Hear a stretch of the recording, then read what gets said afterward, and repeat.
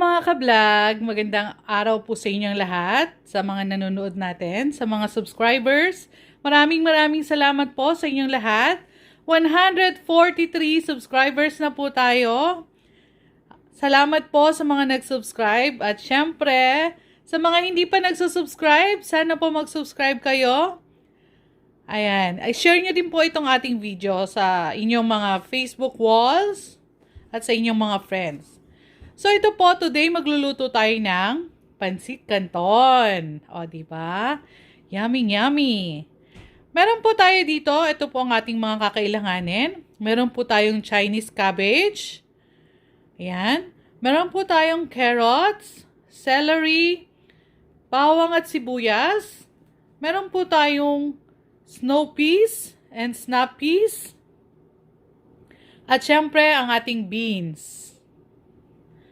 Meron din po tayo ditong seafoods. Kasi po, ang ating gagawin na pansit canton ay seafoods flavor. Meron po tayo ditong squid balls and fish balls.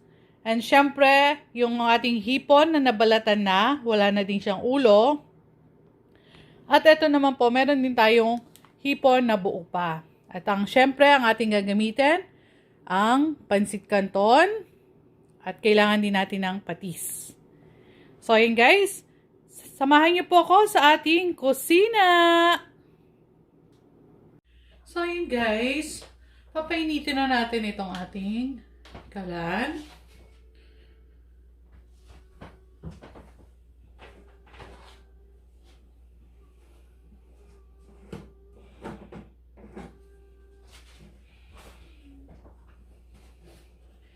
Nalagyan na natin ng oil.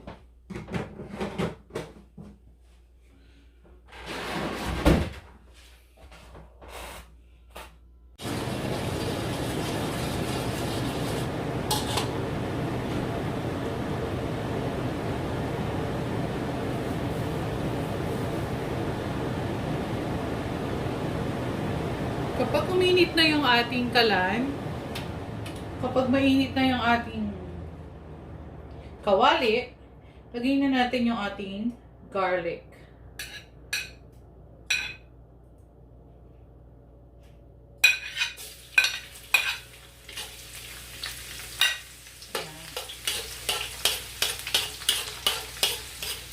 Napakabango.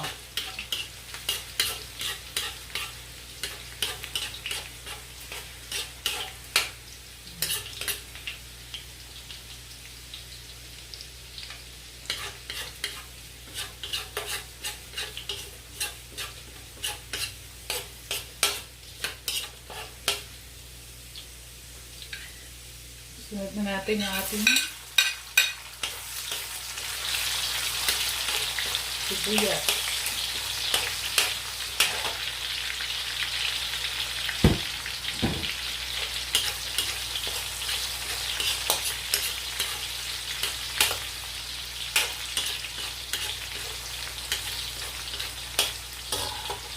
Susunod sa ating sibuyas, isusunod natin yung ating mga sahog.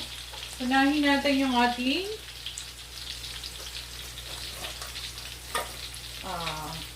fish balls.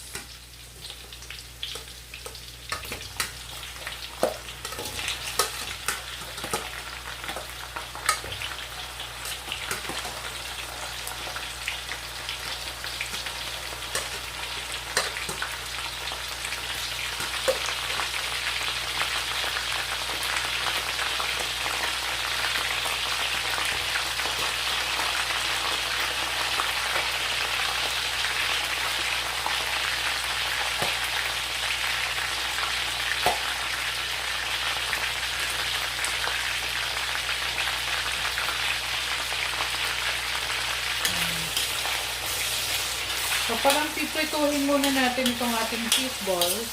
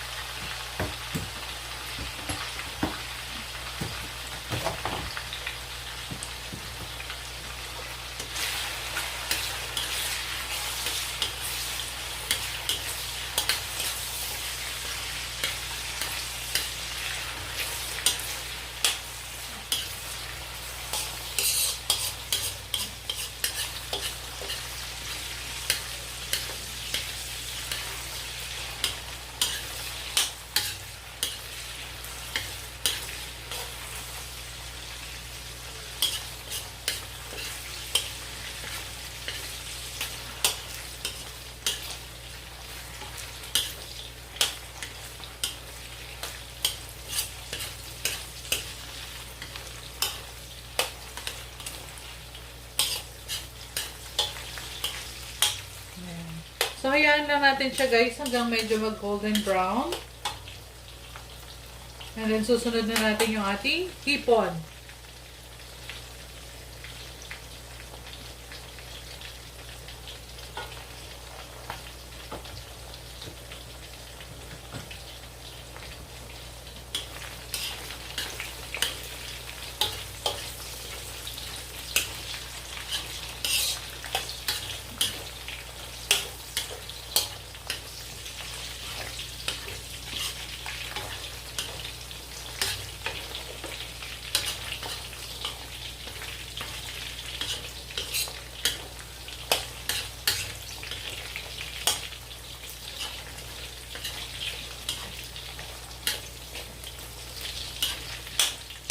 Yan, medyo naluluto na siya.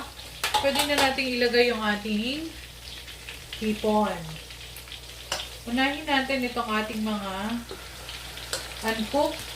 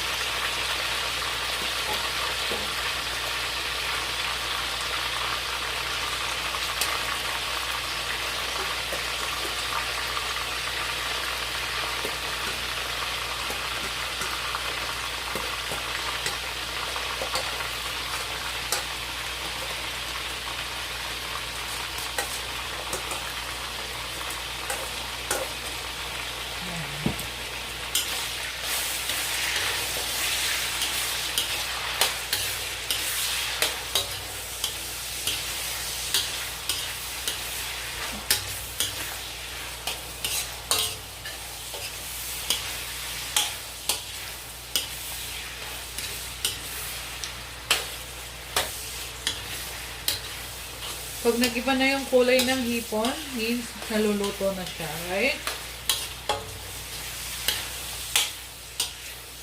So, medyo nagiging pula na siya.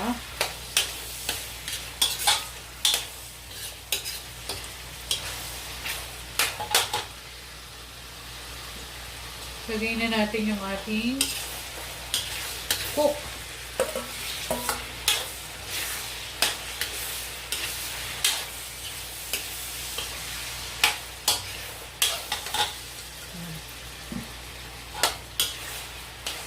So, dahil cook na yung uli natin inilagay, isusunod na natin agad yung ating carrots. Kunin natin yung carrots.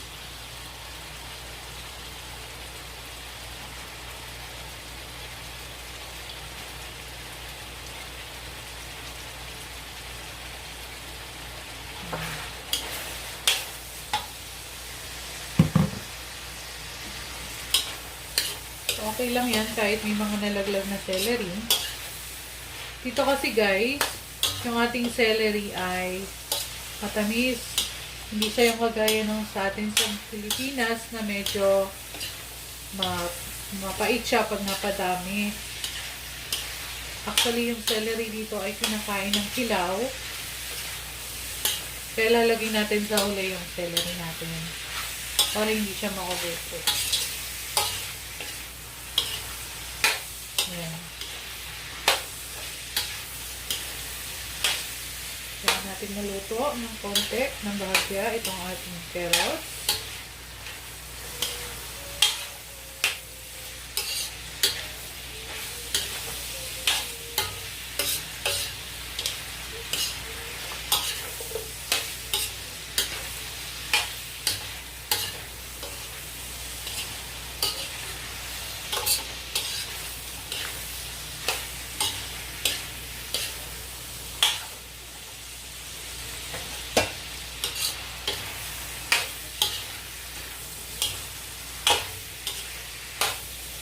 Next is itong ating cabbage.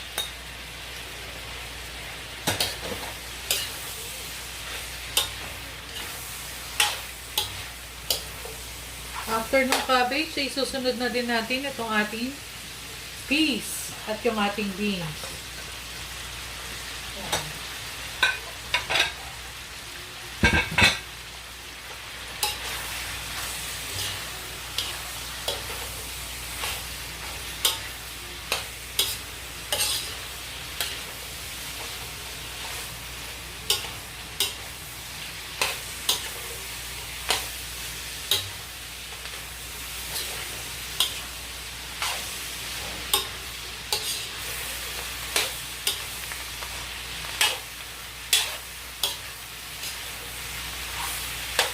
And ilalagay na din natin itong ating celery.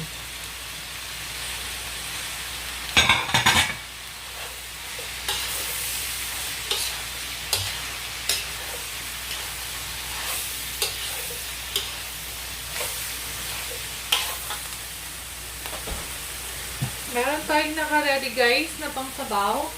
Ito ay 1.5 cup. Maglalagay muna tayo ng kalahati.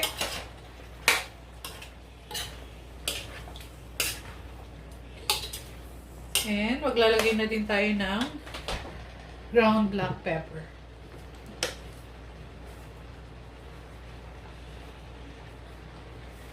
Yan. At syempre yung ating patis. 2 takal ng sandok. 1 and 2. Yan.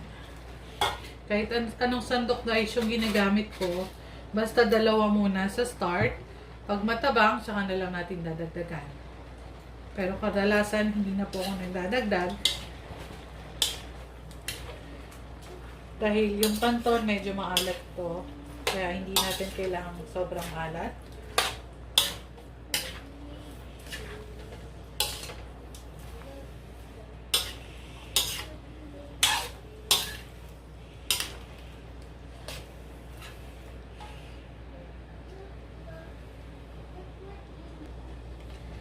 So yun guys, hinako ko yung konting gulay natin para sa ating toppings at ilalagay na natin yung ating noodles. Yan.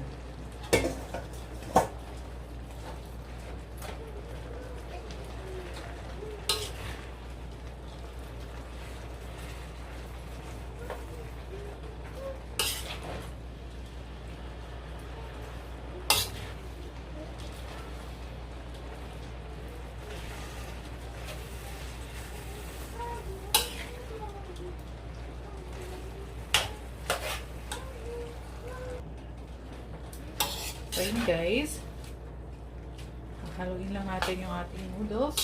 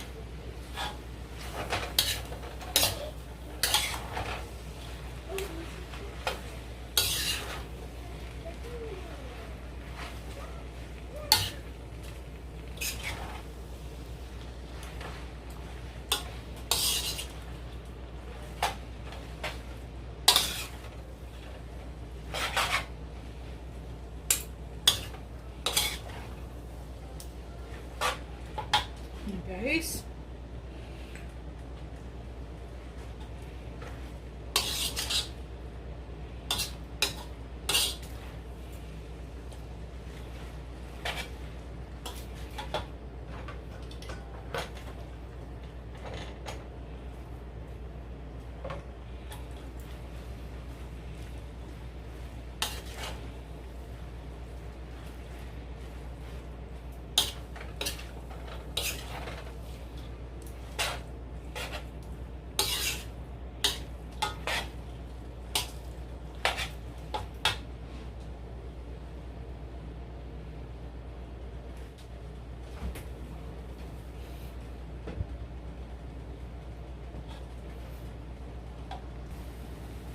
So guys, mag-a-add pa ako ng 1 cup of sabaw.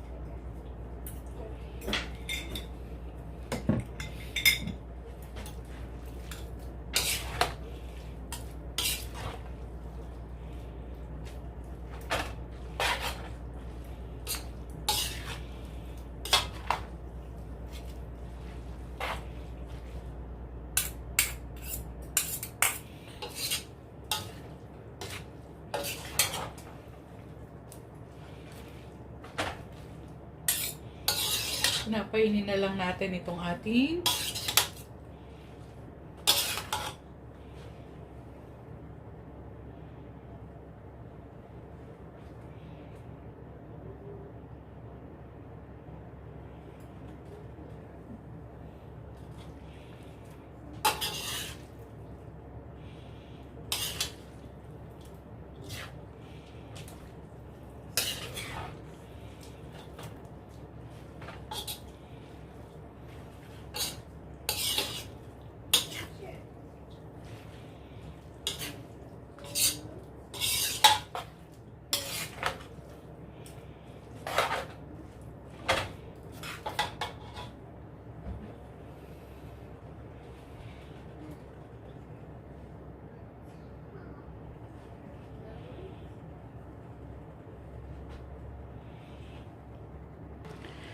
So, yan guys. Luto na po yung ating pancit canton.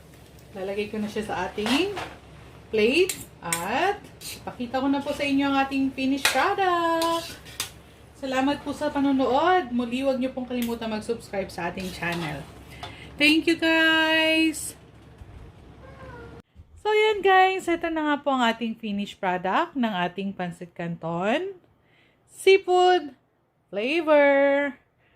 Ayan. So, ayan. Tinappings lang natin yung iba nating mga gulay. So, sa mga hindi pa po nakasubscribe sa ating channel, please subscribe, like, and comment down below. Salamat po sa panonood. Hanggang sa muli, kita-kita po ulit tayo sa ating mga susunod pang vlogs. Huwag niyo pong kalimutang i-click ang bell button para lagi po kayong updated sa ating mga videos. Salamat! Bye-bye!